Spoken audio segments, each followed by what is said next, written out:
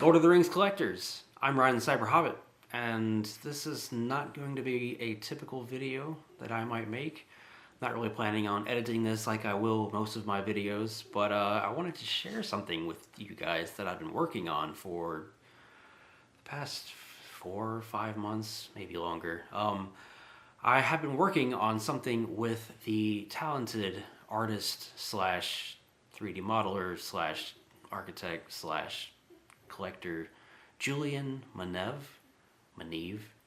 Julian, if I'm saying your name wrong, I apologize. So a lot of you guys know that Weta Workshop is working on and is going to be releasing later this year the Grey Havens environment. It's the end of the Lord of the Rings movies where you see a big city where they sail off into the Undying Lands. Anyway, the environment looks amazing. Weta did an amazing job on it. I can't wait to actually get mine when it comes in the mail. But one thing that they did in the promotional materials for that is that they showcased it with a amazing backdrop behind the environment piece, and it sort of resembled, you know, the light, the beautiful kind of golden lighting that is being casted onto the environment. And well, the piece doesn't actually have that lighting. So you guys know me with lighting.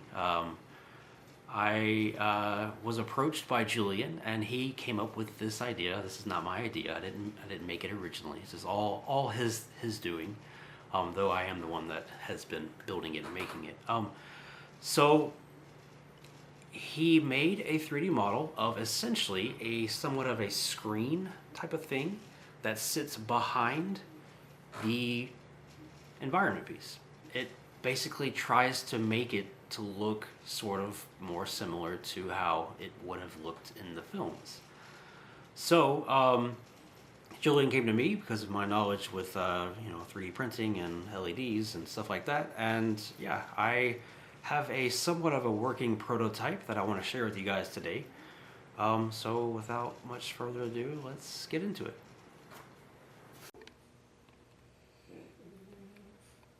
Da, da, da, da.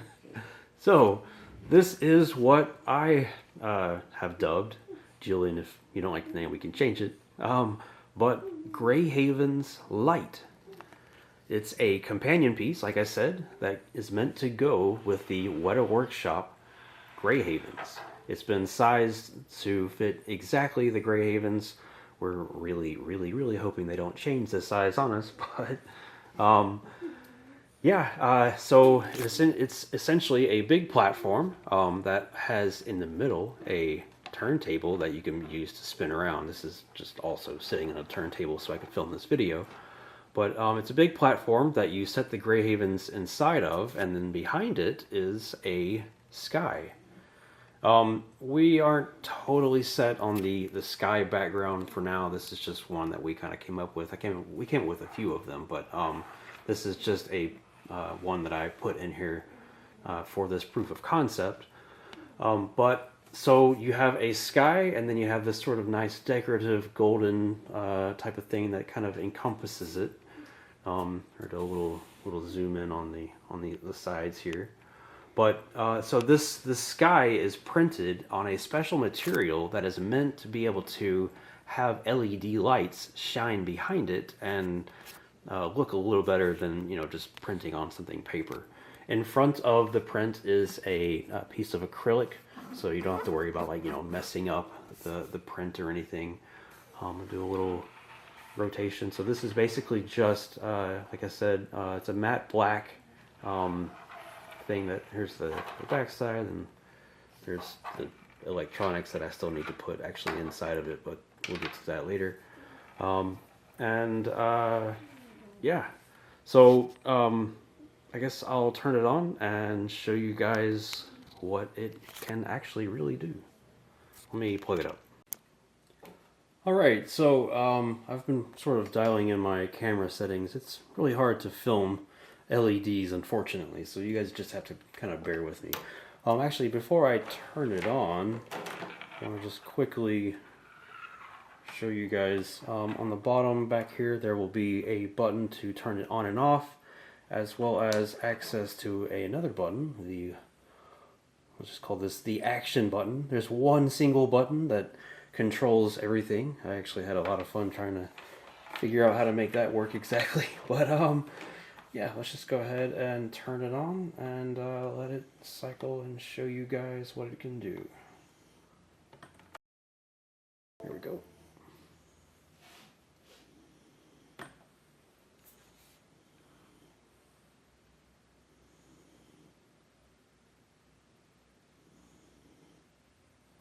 So I essentially made, through LEDs, programmed an animation to sort of make it look like a sun that's kind of growing. And then, yeah. It's actually pretty nifty that this much light actually just comes from a single row of LED strips along the bottom. Like I said, behind, like on the back side, is a reflective material that bounces the light all inside everywhere to sort of make it come like with this full glow. So now I'm going to press a button. Actually, I'm just going to let it sit here for a second. Well, I'll fast forward in the video because it sits here for, I believe, 5 minutes or so, and then it does something else.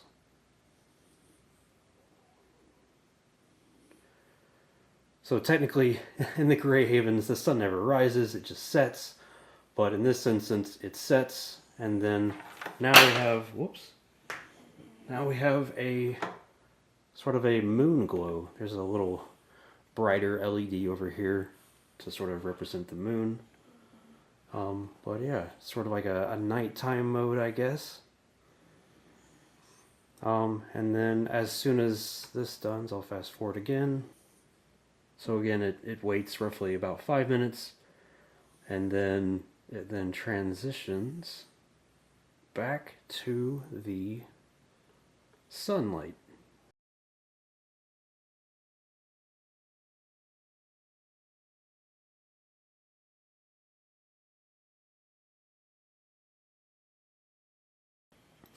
Okay, so now I'll go over the button functionality again. Over here I have a little button in my hand. So there are, I believe I've got 12 different sort of animation modes in this thing. So the first mode is a sunrise, sunset, moonrise, moonset, and then it continues to loop. I press the button. It will now just do the sunrise and sunset on a loop. It does that over and over and over again. I press the button again. Now it will just do the moonlight. And so the moon will come out and then go back down, go out, come back down, over and over and over again. The fourth option is a just permanent sort of halted sunrise. So that way it can kind of just maybe look maybe closer to like the movie scene.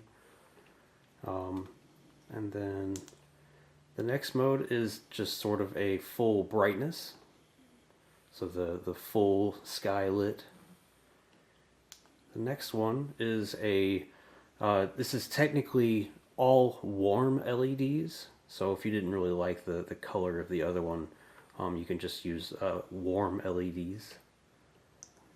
The next one is all white LEDs, so sort of like a day white. I don't know if you guys know the differences of white LEDs, but essentially for warm white there is a dedicated LED. For this white, it's just a mixture of the red, green, and blue that creates white. The next mode is just a still of the moonrise, so just permanent sort of like moon setting. Then this is a sort of just the same moon color, but just filled completely instead of having like a moon over there in the corner. This is actually, it looks just like the other setting that I showed you guys. So there's a little bug right there. Go away, bug. I guess he's attracted to the light. So this is actually a custom mode. So I've been actually pressing a single button click to go forward in animation. If I double tap it, it'll go back. So I can go back through the different modes really fast. But so even though that one I just showed you looked just like this halted animation, it's actually a custom animation that you can set yourself. Well, not really animation, but a still frame. So if I go back, and you can only do this on the Moonrise Moonset, as well as the Sunrise Sunset. But essentially the way it works is on either of these two modes, if you hold down the button, I'm going to hold it down, and yeah, there it goes. It halts the animation, and it saves this animation. So if you wanted to always have this particular animation, it would, well, I keep saying animation, but this particular lighting mode, it would always have this one individual lighting mode. So now I'm going to press the button again. And this right here is just, I figured, we have an RGB LED strip. Why not have the ability to change colors to anything you want? So this is sort of like a generic RGB color. So if I hold down the button here, it will just, that's sort of like a different color blue. I'm going to press it again. So you keep holding it down, and it just kind of goes through a variety. I think I chose like 16 different color settings. Not really sure if anyone would want this, but always good to have more options than less options. Just like a full red. I think it's sort of a yellow, lime green, more of a real green. Yeah, so it just cycles through a variety of colors by me holding the button down.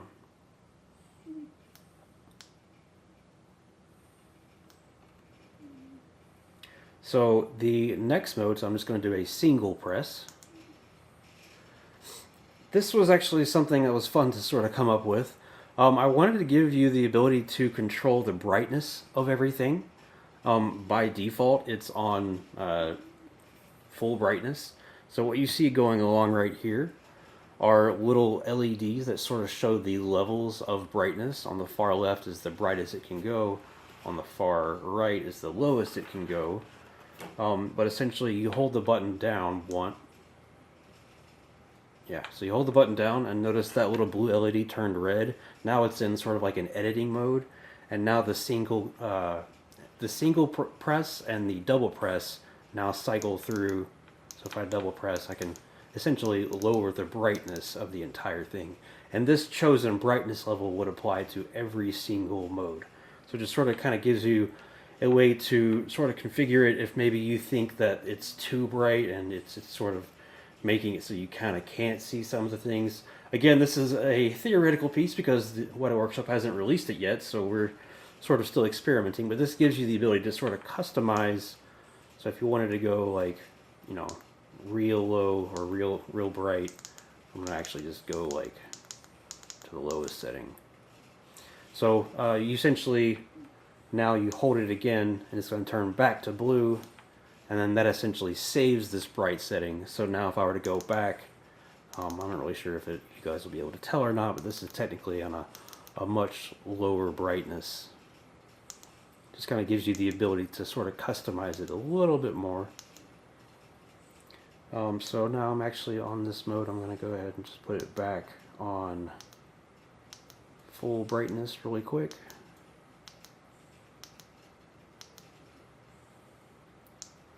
Save that. By the way, whatever animation or mode that you pick, it like remembers it. So if you were to unplug it and then plug it back in, it would put that animation or that lighting setting back on. So now if I press this one more time, it's going to go into looping back to the original first animation that I showed you guys of the sunrise, sunset, moonrise, and then moonset. Except this time it has a glimmering effect that I have added in. So essentially looping through this again, now every single mode is going to have the sort of glimmering that I'm talking about. So I'm going to press it one time, and now it's going to do the sunrise and then sort of do like a glimmering effect as it rises. Whether or not this is real or whatever, I don't really know, but it essentially just sort of makes it a little bit of something extra. If you didn't like just like a still light, it of course the LEDs are being extremely washed out on camera, so you guys can't really see it that well. Maybe I can go into the Moonrise. I think you'll be able to see it once once this like animates completely up. Yeah, I guess you can see it a little bit on camera. It looks much better in person, but you should be able to at least see the sort of glimmering of the LEDs. And like I said, this glimmering effect, it applies to every single mode. So this is again that original Halted sun, just with like some kind of glimmering going on. This is the same full sunrise, just glimmering going on. These are all the same things, but maybe you'll be able to see it a little bit on this one. Unfortunately, the camera kind of washes it out. If you actually look like on the part right here, like this black part, you can sort of see the lights changing a little bit because fortunately the camera washes it out. But yeah, it's essentially, like I said, all the modes again, just now, you know, moving just a little bit, just to add a little something extra, because why not? This was that chosen light setting that I chose earlier when I did the custom mode. So, this is getting a much longer video, but I wanted to sort of do a full demonstration of what it does. So I'm talking with Julian. I think we're going to make 20 of these, and not sure about a price yet. Obviously, we are offering this to collectors to purchase. My 3D printer that originally printed this has been having a lot of issues, so we may actually have to have a like 3D print farm print the pieces. I'll probably still assemble it because it takes a lot of, you know, like this part down here I had to sand it and then fill it and then paint it, as well as like the top part and then the back piece. All these things take a lot of time to get rid of all the layer lines that are in 3D printing to make it look nice and smooth like a Weta piece would.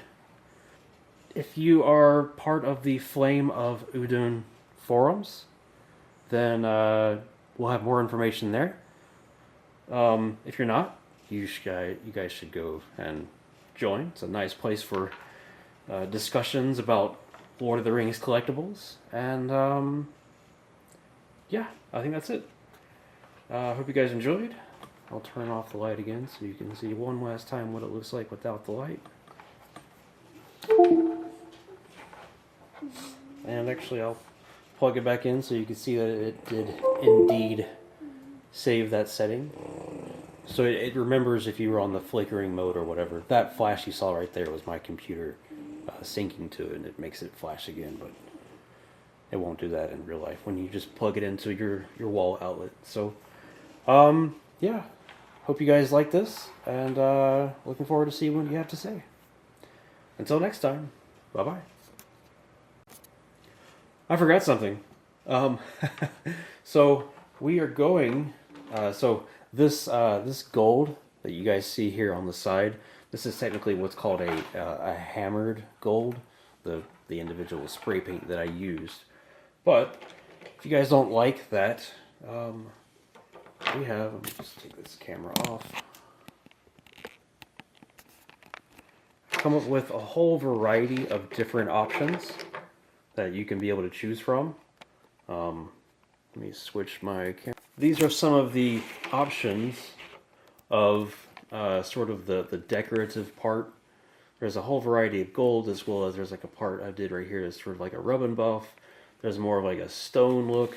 We'll have more information about all these options coming soon.